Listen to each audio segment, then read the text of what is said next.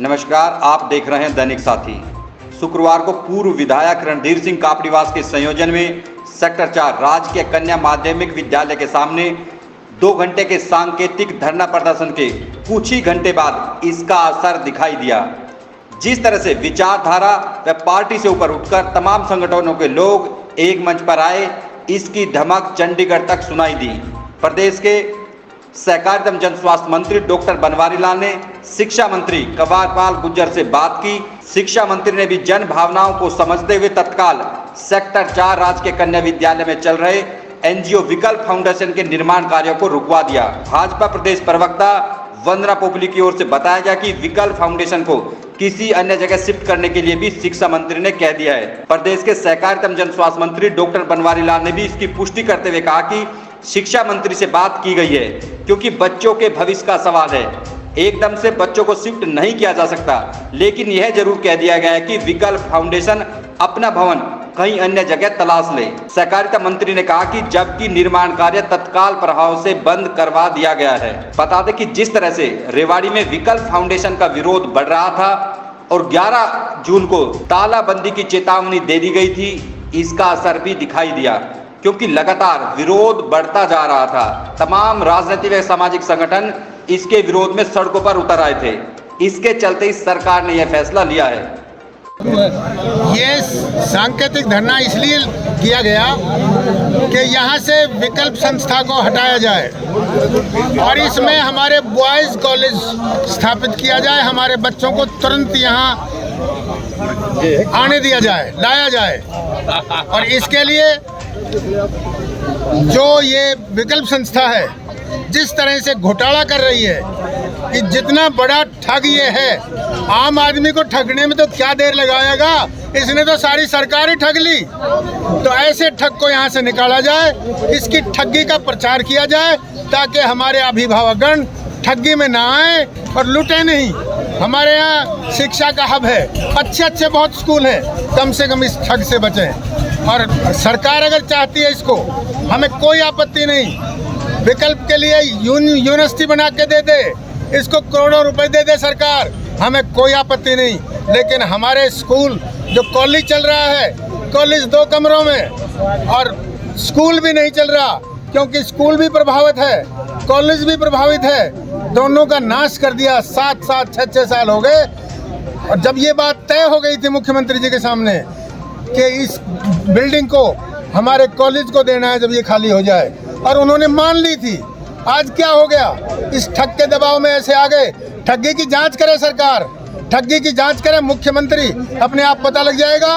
और अगर जमीन ये बिल्डिंग में ही अगर ये बिल्डिंग चल जाएगी बिना बच्चों के, तो इसके लिए निर्णय ये लिया है कि 11 तारीख को सभी प्रेजेंट विधायक, चाहे वो किसी भी पार्टी के हैं, सभी पूर्व विधायक और सभी जो चुनाव लड़ने के इच्छुक हैं, एस्पायरेंट हैं, सभी को आमंत्रित किया है और किया जाएगा। भूल चूक हो जाए तो वो आ जाएं, वो मिलके ताला लगाएंगे यहाँ। और जो कन्नी काटेगा, जो उम्मीदवार या सांसद या कोई भी जो कन्नी काटेगा, उसका प्रचार पब्लिकली किया जाएगा कि ये कितने हमारे क्षेत्र के, हमारे समाज के कितने हितैषी हैं। राव इंद्रजीत को भी निमंत्रण भेजेंगे? हाँ, कोई भी है, वो प्रतिनिधि कोई भी है। जैसे विधायक की बात कही, सांसद नहीं, सांसद एक सांसद नहीं, पूर्व सांसद भी, हम सबको सभी आमंत्रित हैं। अभी आप डीसी को ज्ञापन देंगे? अभी तुरंत डीसी को ज्ञापन देंगे और यही बात कहेंगे। यदि ताला नहीं लगाने दिया जाता तो प्रशासन भी कहीं ना कहीं इसके लिए एक्टिव रहेगा, तो आगे रणनीति क्या रहेगी? कैसे नहीं लगाने देंगे, अरेस्ट ही तो करेंगे, हम तो तैयार बैठे हैं इसी के लिए।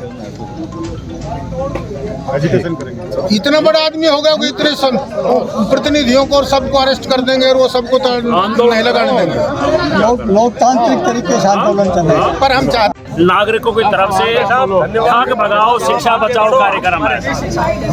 ये ठग जो बैठा है सरकारी बिल्डिंग के ऊपर कब्जा करवा दिया गया है, इसके विरोध में है। और 11 तारीख को हमारे वर्तमान रेवाड़ी के विधायक श्री चिरंजीव राव, हमारे भूतपूर्व विधायक श्री रणधीर कापड़ीवास जो संयोजक है इस आंदोलन के, और हमारे श्री बनवारी लाल और कोसली के विधायक श्री लक्ष्मण सिंह यादव और हमारे सांसद श्री इंद्रजीत सिंह राव इंद्रजीत सिंह और एमएल रंगा और दूसरे जो विधायक हारे हुए और जो बनने वाले हैं, उन तमाम को आपके माध्यम से इस कमेटी की तरफ से न्योता दे रहे हैं। हम तमाम ताले लाकर रखेंगे, उनके हाथ में ताले देंगे कि वो यहाँ लोग लगाए इसके ऊपर, और अगर वो नहीं आते हैं तो उनकी फोटो लगाकर कहेंगे कि ये झूठा जनप्रतिनिधि है। यहाँ एक बैनर लगा देंगे कि न्योता के बाद भी वो नहीं आया। बहिष्कार की बात कही जा रही है, वो भी करेंगे, बहिष्कार भी करेंगे। पहले फोटो लगाएंगे, जनता को बताएंगे कि हमने कहा वो आए नहीं, तो किस नाम के जनहित में वो काम कर रहे हैं।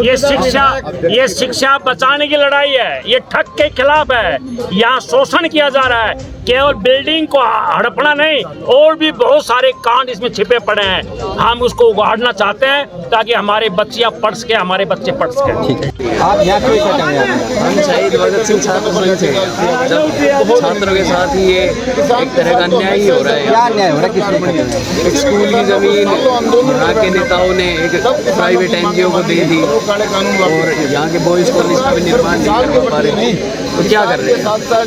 कुछ वही तुम लोग क्या कर रहे हैं? तुम्हारा विरोध किस तरह का है? हमारा विरोध यही है कि अगर 11 तारीख तक हमारा समाधान हो जाता है तो ठीक है, वरना आज हमारी कमेटी ने फैसला लिया है कि सरकार को यहाँ पे आके हमें इस पेड़ पे ताला कि ये जो संस्था है सरकारी संस्था थी, ये निजी हाथों को देना, किसी एनजीओ को देना सरासर गलत है। इसका पैसा क्षेत्र का जो सेक्टर के निवासियों के पैसा लगा हुआ है। गवर्नमेंट बॉयज कॉलेज को यहाँ शिफ्ट किया जाए और ये विकल्प की संस्था को कहीं और भेजा जाए, इसके इंक्वायरी भी की जाए। जैसा अभी एक साथी ने बताया था, इनका सक्सेस रेट तो कुछ भी नहीं है, और ये धोखा दिया जा रहा है। समाज को भी धोखा, सरकार को भी धोखा, पेरेंट्स को धोखा, सब धोखा दिया जा रहा है। आप शिक्षाविद हैं, रजत की बात है कि शिक्षा में आमूलचूल परिवर्तन कर दिया विकल्प, इसको लेकर ऐसा ही पता किया जाए ना। इसका केवल अखबारों में देने से और उनसे ये इनके जो अध्यक्ष हैं जो इसमें रहे हैं शिक्षा के साथ, इनके बच्चे यहाँ पढ़े हैं, ये बताएंगे। भाई रमेश जो है ना, विधायक सेक्टर 4 में जो राजकीय कन्या विद्यालय है उसकी जमीन को लेकर एनजीओ को लेकर मामला चल रहा है, उसमें आपको भी जिम्मेदारी जांच की दी गई है। आज भी धरना प्रदर्शन किया गया है, तो क्या कहेंगे इसको लेकर? क्या कुछ समाधान निकल पाया है? आपने कोई बात की, आपसे मिलकर गए थे लोग? देखिए, मेरे पास आए थे ज्ञापन देने के लिए RWA के भी और यादव महासभा के भी। हमने मुख्यमंत्री जी को अवगत करा दिया इस बात को लेके, और मैंने कहा जी इलाके में रोष है, जन भावनाओं के खिलाफ ये निर्णय हुआ है। लेकिन इसलिए मुख्यमंत्री जी ने कहा कि कुछ चीज़ें आपको कम इसमें जानकारियाँ मिली हैं, आप पहले पूरे तरीके से उसकी जानकारी लें। और मैं भी देखता हूँ, अपने तरीके से जानकारियाँ लेता हूँ कहाँ चूक हुई है, और अगर सही है तो फिर सही है, और गलत है तो हम उसको ठीक करेंगे। क्या कुछ उम्मीद है अभी, क्योंकि 11 तारीख का अल्टीमेटम देती है, 9 तारीख आज भी, तो कुछ लगता है कोई समाधान निकल पाएगा? देखिए, हम जनता के जनप्रतिनिधि हैं, और जन भावना को मुख्यमंत्री तक पहुंचाना हमारा काम है। हमने मुख्यमंत्री जी को पहले भी पहुंचाया है, और मैं इस मंगलवार को फिर मिलूँगा, और कुछ चीज़ें जो आ रही हैं जानकारियाँ वो मुख्यमंत्री जी को अवगत कराएंगे। उसके बाद निर्णय सरकार ने लेना है, और मैं ये समझता हूँ कि जल्दी इसका ठीक निर्णय होगा। 11 तारीख का अल्टीमेटम दिया गया कि सभी विधायकों को मौका देंगे, सभी सांसदों को मौका देंगे, यदि जो नहीं पहुंचेगा उसका बहिष्कार करेंगे। चलो, वो तो जनता के अपने हाथ में क्या है क्या नहीं है, क्योंकि हमें भी तो जनता ने ही बनाया है, और जनता की लड़ाई लड़ रहे हैं। अगर कोई किसी का राजनीतिक एजेंडा है तो वो अपने हिसाब से चलेगा, वो हमारे कहने से तो चलेगा नहीं, क्योंकि हम तो यहाँ सरकार के हिस्से हैं। इसलिए सरकार को हमने सारी बातें बता के उनका निर्णय लेने के लिए सारा सुझाव देने हैं। क्या आप भी पहुंचेंगे धरने पर, जिस तरह से तालाबंदी के लिए आपको भी निमंत्रण? नहीं, तालाबंदी से कोई समस्या हल होने वाली है नहीं। वो जनता का अपना फैसला है, क्या निर्णय लेते हैं क्या निर्णय नहीं लेते, क्योंकि हम तो 36 बिरादरी के बनाए हुए हैं, तो हमें जो हमारी जिम्मेवारी हम उस पर ईमानदारी से उसके पीछे लग रहे हैं और उसको हल कराने का प्रयास कर रहे हैं। आपने भी एक रिपोर्ट तैयार करनी है, तो उसमें कुछ निकल के आया अभी तक? कुछ रिपोर्ट मिलता है जांच? नहीं, देखिए अभी तो मैं नाइट को ही आया था, तो अभी तो लोग आ रहे हैं, ज्ञापन उस बारे में दे रहे हैं और ज्ञापन में अलग अलग तरह की चीज़ें निकल के आ रही हैं, तो वो हम सब सरकार को अवगत करा देंगे।